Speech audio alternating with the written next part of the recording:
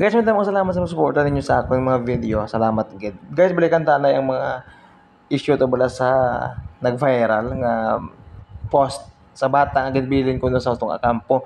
Pero sunod sa mga nilisay nga malapit lang nga lugar, nagbata ang Iloy sa tunga sang kampo tungod siya ay may depression, wala sa sakto nga paminsaron but silingon may mental incapacity siya o siya ability sang magpinsar insakto. So amo ang silingon na hindi siya pwede kasawan sa DSWD sang DSWD or naman tungod kay may diferensya saya. So guys, hambang sa pamilya iuntatan na nato ng aton nga pag comments ang di manami batok sa Iloy. Actually, okay, salamat gid ang ginhimo nga dito sa yakin nagbata agad bilin no. Pero amo na kan siling nga may depression sa kag wala sa saya paminsaron. So subong ang Iloy ato na upod ka upod ang iyang nga bana kag nagapaayo na. Sang bata stable naman condition. So let's pray na lang na mangin maayo ang tanan. Salamat.